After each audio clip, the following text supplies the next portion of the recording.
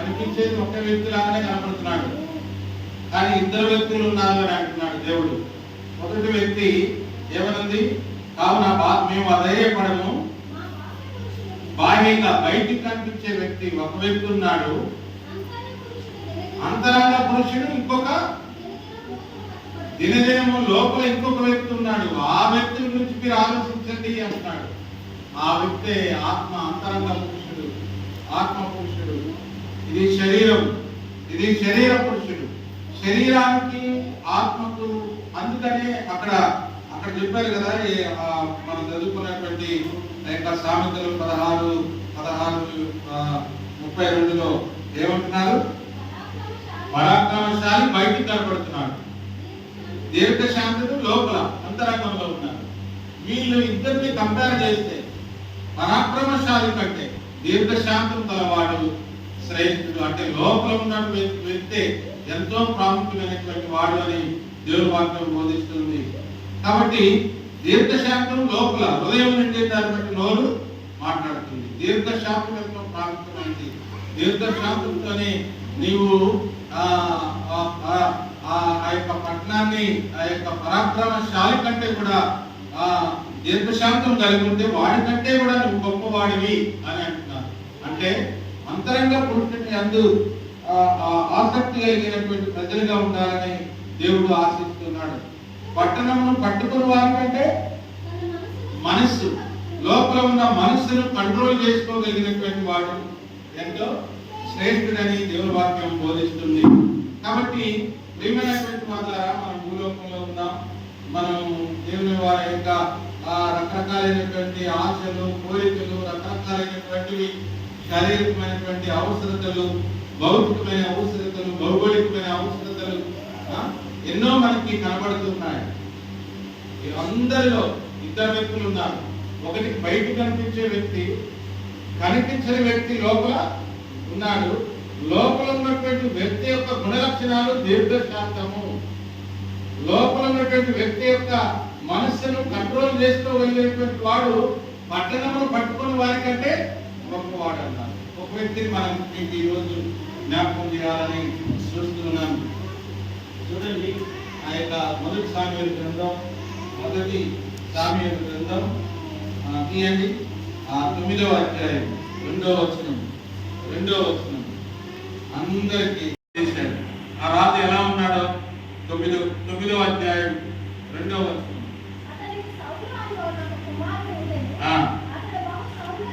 అతడు బహు సౌందర్యం గల యవనుడు, అంటే యవన దశలో ఉన్నాడు, బలం కలిగి ఉన్నాడు, ఎంతో శ్రేష్ఠుడిగా ఉన్నాడు, బహు సౌందర్యం గలవాడు. సౌందర్యం అంటేనే అసలు అందగాడు అని అర్థం కదా. సౌందర్యం అంటేనే అందగాడు, అందులో ఆయన బహు సౌందర్యవంతుడు అని వాక్యం సెలవిస్తుంది. అంత మాత్రమే కాదు, బయటికి ఆయన బయట స్వరూపం ఎలా ఉందో చూపిస్తున్నారు దేవుడు. బయట స్వరూపం ఆయన ఎలా ఉన్నాడు అనేది దేవుడు వర్ణిస్తున్నాడు. అతడు బహు సౌందర్యవంతుడు, అతడు వంటి సుందరుడు ఒకడనూ లేడు. ఎంత అందగాడో చూడండి, ఎంత అజానుభావుడో చూడండి. ఇంకేమంటున్నాడు? అతడు భుజములు మొదలుకొని పైకి ఇతరుల కంటే ఎత్తుగలవాడు. అజానుభావుడుగా ఉన్నాడు, అందగాడు, బహు సౌందర్యం కలిగినటువంటి వాడిగా ఉన్నాడు.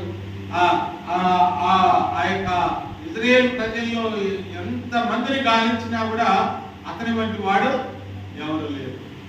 అంత గొప్పవాడు. దేవుడు సెలక్షన్ ఎలా ఉందో చూడండి. రాజులు కావాలంటే అందరికీ అంత గొప్ప వ్యక్తిని దేవుడు ఏర్పాటు చేసి ఆ సింహాసనం మీద సౌలును కూర్చోబెట్టాడు కదా. అయితే ప్రియమైనటువంటి వారు, దేవుడు అందగాడు, సౌందర్యవంతుడు, అందరికంటే సుందరమైనటువంటి వాడు, భుజముల కంటే భుజముల కంటే పైకి ఎత్తుగలవాడు, అందరికంటే కూడా ఎంతో ఉన్నతమైన వ్యక్తిగా మనకి కనబడుతున్నాడు. మరొకసారి చూద్దాం. 9 భుజములు మొదలుకొని పైకి ఇతరుల కంటే ఎత్తుగా, అంటే ఆకారం మహాపరాక్రమశాలిగా ఉన్నారు. ఒక రకంగా చెప్పాలంటే రాజు యొక్క లక్షణం, రాజస్వం ఉట్టిపడుతుందట ఆయన ముఖంలో. ఏంటది? రాజసం. అంటే రాజుగా ఉండవలసినటువంటి ఆ యోగ్యత అన్ని ఆయనకి ఉన్నాయని దేవుడు ఆయన్ని ఏర్పాటు చేశారు. సౌలుగా ఇజ్రాయేల్ ప్రజలకు మొట్టమొదటి రాజు. అంత మాత్రమే కాదు, 10:2 10:1 మొదటి సామ్యూయేలు 10:1. మనం లోపల ఒక ఆయన ఉన్నాడు. లోపల ఉండే దాన్ని బట్టి బయటికి మాట్లాడుతున్నాం.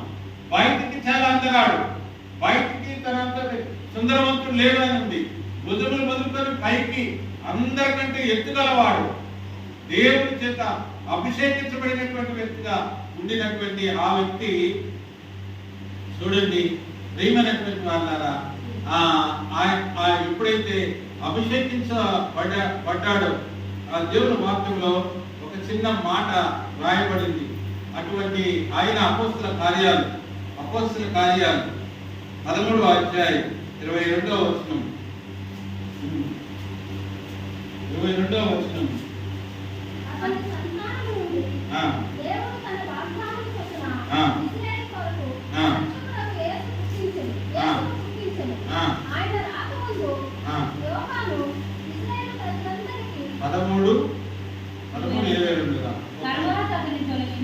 ఎన్నో వచ్చినామా? 22. మరి ఏం చదివింది ఇందాక? ఓకే, 22 చదువు, మళ్ళా చదువు. ఆ తర్వాత అతన్ని తొలగించి అయితే 21 చదువు. ఎవరు కోరారు? జనులు, ఇశ్రాయేలు ప్రజలు. దేవుడే రాజుగా ఉండాలని దేవుని సంకల్పం. ప్రజలు ఏమన్నారు? మాకు రాజుని పెట్టమన్నారు, రాజుని ఇవ్వండి అన్నారు. ముఖ్యమంత్రిని మనం ఎన్నుకున్నట్టుగా వాళ్ళు ఎన్నుకున్నారు. ఎన్నుకుంటే రాజు కావాలని కోరగా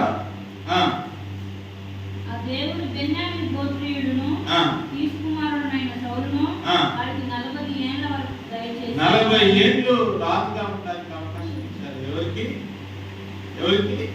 సౌలుకి. ఎవరైనా గొప్ప అందగాడు, ఎవరైనా సౌందర్యం గలవాడు, ఎవరైనా అందరికంటే రాజసం ఉట్టిపడుతున్నటువంటి వ్యక్తి, ఎవరైనా దేవుడి చేత అభిషేకించబడిన వ్యక్తి, ఇన్ని గుణగణాలు కలిగినటువంటి వ్యక్తి మరి దేవునికి ఎంత నమ్మకంగా ఉండాలో మీరు ఆలోచించాలని ప్రభు పేరిట మనం చేస్తున్నాను.